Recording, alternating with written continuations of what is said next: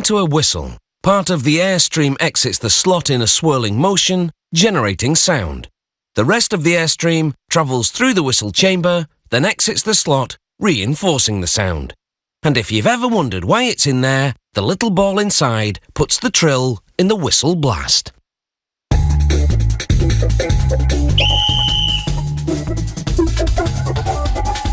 Production begins with a narrow brass sheet, not quite a millimetre thick. A punch press slices through the sheet, cutting a square connected to two circles. The factory calls these pieces the Mickey Mouse ears. I wonder why. One by one, they go into a second press that folds the circles inward to form the sides of the whistle's barrel, and bends the edges of the square inward to form the top and sides of the mouthpiece.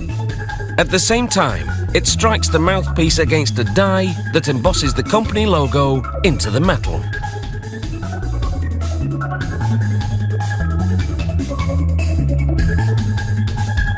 Another brass sheet feeds a third press.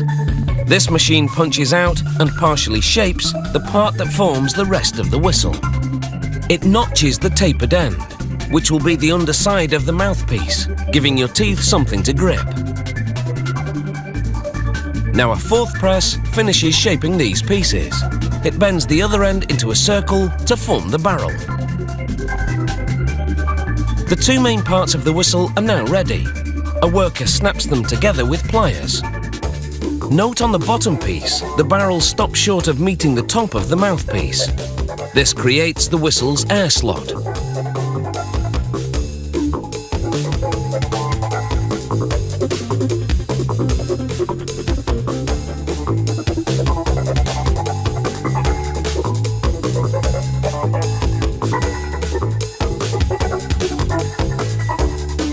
This press cuts and folds a brass sheet into the third and final part of the whistle, called the tip.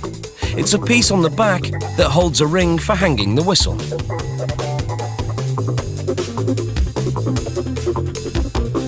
The tips go into a bowl feeder. The vibration orientates them into the same direction, so that a robotic arm can pick them up and put them in a holder.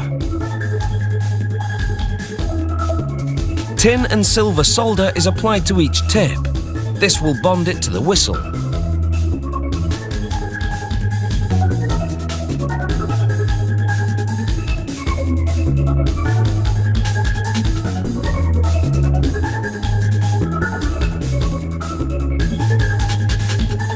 To fuse all the parts together, solder is applied in 6 different spots.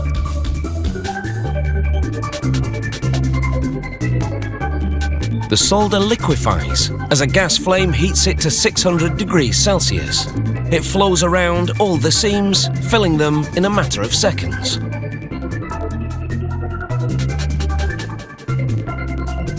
A blast of cold air solidifies the solder.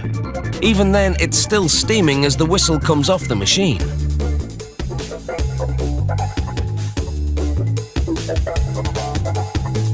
The ball that goes inside the barrel is about 1 centimetre in diameter and made of synthetic cork, which doesn't absorb moisture, so the ball never gets soggy and stuck. A worker holds each whistle, now plated with nickel, against the insertion machine. The device works like these pliers, squeezing a ball through the whistle's air slot. With one side of the barrel cut away, you can see how the ball regains its shape as soon as it clears the slot. The last step is to hook a steel ring onto each tip.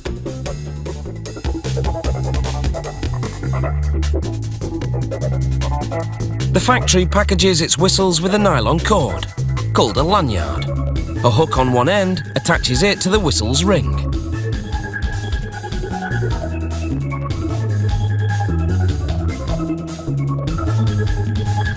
Another accessory in the package is a rubber cover for the mouthpiece.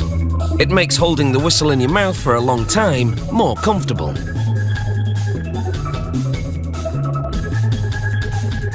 This factory also makes customized whistles. You can order them with your own logo.